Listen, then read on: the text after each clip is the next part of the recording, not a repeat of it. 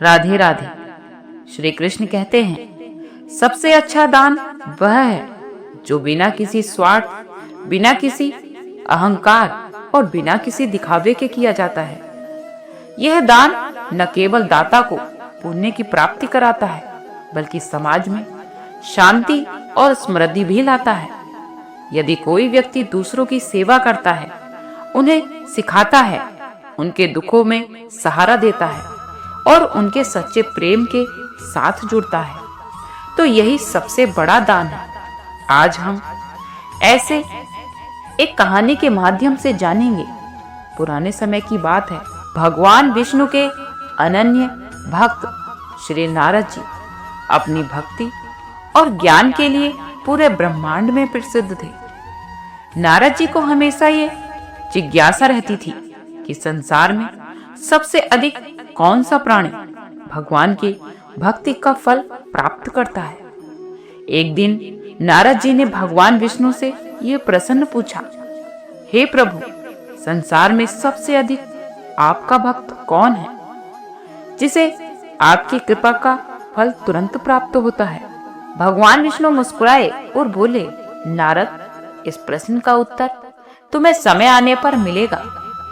मैं तुम्हें एक काम देता हूँ, अगले गांव में जाओ, वहां एक कुत्ता है जो अपनी पीड़ा में रो रहा है, उससे बात करो, तुम्हें तुम्हारे प्रश्न का उत्तर वही मिल जाएगा। नारद जी भगवान की आज्ञा लेकर उस गांव की ओर चल पड़े। गांव में पहुंचकर नारद जी ने देखा कि एक दुबला पतला कुत्ता पेड़ के नीचे लेटा हुआ है। वह भूखा और थका हुआ लग रहा था। उसकी आंखों में गहरा दर्द था। गांव के लोग उसे तिरस्कार भरी नजरों से देखते थे और पत्थर मारकर भाग जाते थे। नारद जी उस कुत्ते के पास गए और बोले, हे प्राणी, तुम्हारा यह हाल क्यों है? तुम इतने दुखी क्यों हो? कुत्ते ने भारी मन से जवाब दिया, महाराज, मैं पिछले जन्म में एक राजा था। मेरा नाम राजा सोमदत्त था। मेरे पास अपार धन संपत्ति थी, लेकिन मैं लोभी, क्रूर और स्वार्थी था। मैंने कभी किसी भूखे को भोजन नहीं दिया, किसी गरीब की मदद नहीं की। एक दिन मेरे राज्य में एक बूढ़ा भिखारी आया और उसने मुझसे भोजन मांगा। मैंने उसे अपमानित कर कर भगा दिया। नारद जी ने पूछा, फिर क्या हुआ? कुत्ते ने उत्तर दिया, वह भिखारी वास्तव में एक ऋषि था। उसने मुझे श्राप दिया कि मैं अगले जन्म में कुत्ते के रूप में जन्म लूंगा और हमेशा भूखा प्यासा रहूंगा। लोग मुझे पत्थर मारेंगे और मेरा तिरस्कार करेंगे। कुत्ता अपनी कहानी सुनाते हुए रो पड़ा।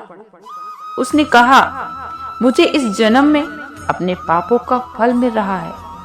मैं लोगों की सेवा करना चाहता हूँ, लेकिन मुझे कोई मौका नहीं देता। लोग मुझे धुतकारते हैं और मैं भूखा प्यासा भटकता रहता हूँ। क्या मेरे इस श्राप का कोई अंत नहीं है?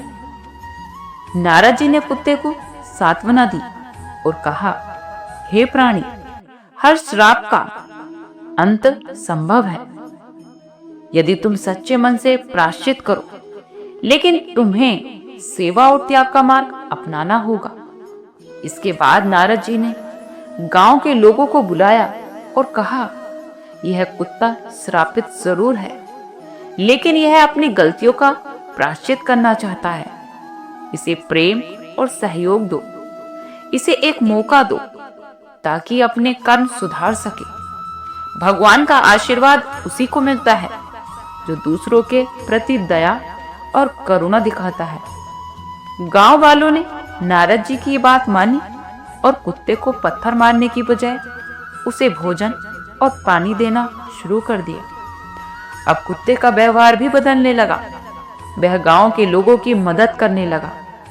एक दिन उसने एक बच्चे को नदी में डूबने से बचाया। एक अन्य दिन उसने चोरों को भगाकर एक किसान के खेत की रखवाली की। धीरे धीरे गांव के लोग उसे प्यार करने लगे। संतुष्ट होकर नारद जी ने कहा, हे प्राणी, तुम्हारे अच्छे कर्म तुम्हारे पापों को कम कर रहे हैं। तुम अपने श्राप को समाप्त कर रहे हो।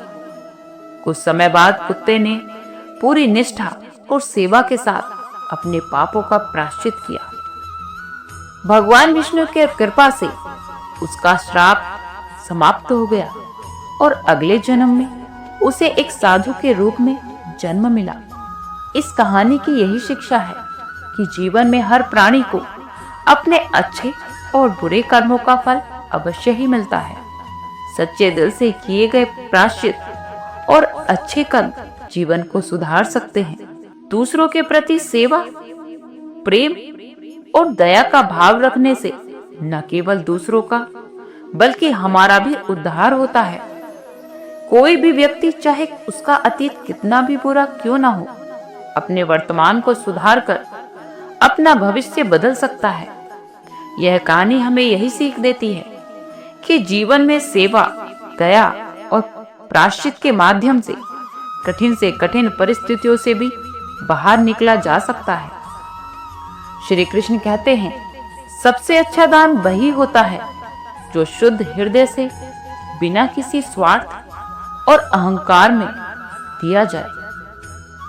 दान के 3 प्रकार होते हैं, सात्विक, राजसिक और तामसिक।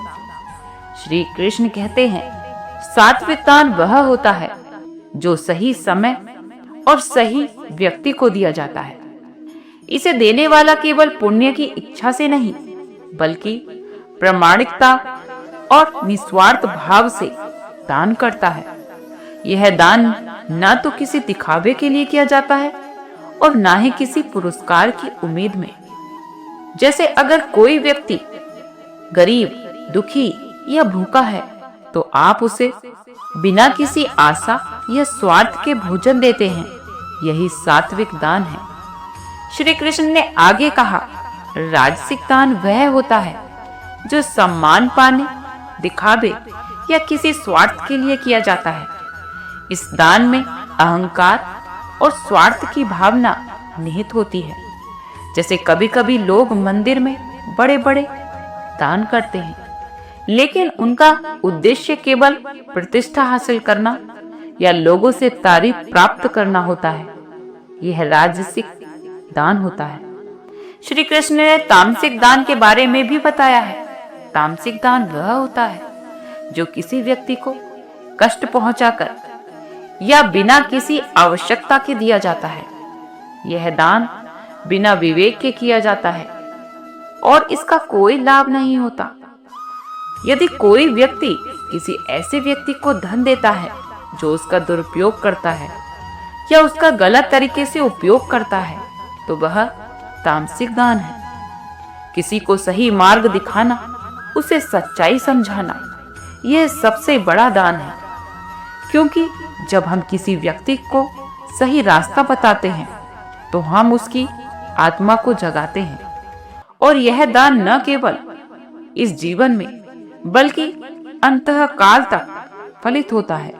इसे सबसे अच्छा दान वही है जो शुद्ध हृदय से बिना किसी स्वार्थ के और बिना किसी दिखावे के दिया जाए। सबसे श्रेष्ठ दान वह है जो दूसरों की मदद करता है, उसका कल्याण करता है और समाज में सकारात्मक बदलाव लाता है। ज्ञान का दान सबसे उत्तम दान है क्योंकि यह जीवन को सही दिशा और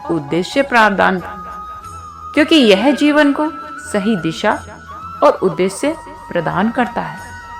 भगवान श्री कृष्ण कहते हैं, किसी भी स्थिति में अतिवादी प्रतिक्रिया से बचना चाहिए।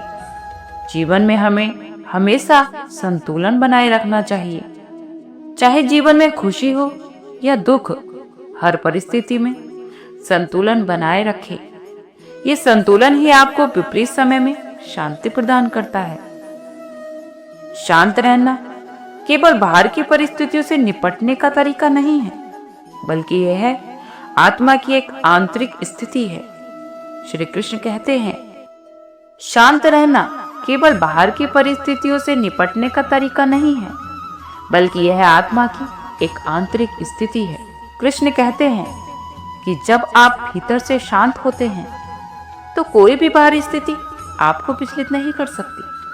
असली शांति तब आती है जब आप अपने भीतर के सत्य को पहचानते हैं और जीवन की अनिश्चितताओं को सहजता से स्वीकार करते हैं। भगवान श्री कृष्ण की वाणी में हमें जीवन के हर क्षेत्र में मार्गदर्शन कराती है, चाहे वह किसी भी प्रकार की कठिनाइयां हैं या चुनौती हो। श्री कृष्ण के उपदेश हमें जीवन के सत्य और हमारी जिम्मेदारियों को समझाने में मदद करते हैं। उनकी वाणी हमें यह सिखाती है कि कैसे हम चिंता में खुद को बर्बाद किए बिना एक सकारात्मक, संतुलित और सुखी जीवन जी सकते हैं। चिंता में खुद को बर्बाद मत करो कृष्ण वाणी का एक अनंत महत्वपूर्ण संदेश है, जो हमें जीवन की वास्तविकता को समझाने और सही दृष्टिकोण अपनाने के लिए प्रेरित करती है। हर व्यक्ति को केवल अपने कर्म पर ही ध्यान देना चाहिए और परिणाम की चिंता छोड़ देनी चाहिए। हमेशा दूसरों के प्रति मन में दया और करुणा का भाव रखना चाहिए। बेजुबान जीवों पर दया दिखानी चाहिए। अगर आप दूसरों पर दया दिखाते हैं, करुणा दिखाते हैं, तो ईश्वर आपका साथ कभी नहीं छोड़ते। वो हर परिस्थिति में आपका साथ देते हैं। हर व्यक्ति को अपने कर्म के द्वारा फल भुगतना ही पड़ता है, चाहे फिर वो कर्म अच्छे हों या फिर बुरे। हमें अपनी ऊर्जा और समय को व्यर्थ में खर्च नहीं करना चाहिए। इससे केवल हमारी कार्य क्षमता कम होती है, बल्कि हम अपने लक्ष्य से भी भटक जाते हैं। श्री कृष्ण कहते हैं कि जीवन में आने वाली समस्याओं और चुनौतियों से नहीं डरना चाहिए, बल्कि उसका सामना करना चाहिए और अपना कर्म हमेशा करते रहना चाहिए। हमें हर परिस्थिति में स्थिर रहना चाहिए, चाहे फिर सुख हो या फिर दुख। इस दृष्टिकोण से व्यक्ति चिंता में डूबने से बचता है और अपनी आत्मिक और मानसिक शांति को बनाए रखता है। धैर्यवान व्यक्ति जीवन की कठिनाइयों का सामना अधिक स्थिरता और दृढ़ता के साथ करता है। इसलिए जीवन में कभी भी किसी पर भी अन्याय नहीं करना चाहिए। हमेशा दूसरों की मदद करनी चाहिए, भूखों को खाना खिलाना चाहिए, दूसरों के प्रति प्रेम भाव रखना चाहिए, दूसरों के कष्टों में उसकी मदद करनी चाहिए। आज के लिए इतना ही। कल फिर मिलते हैं एक नई वीडियो के साथ। खुश रहिए, स्वस्थ रहिए।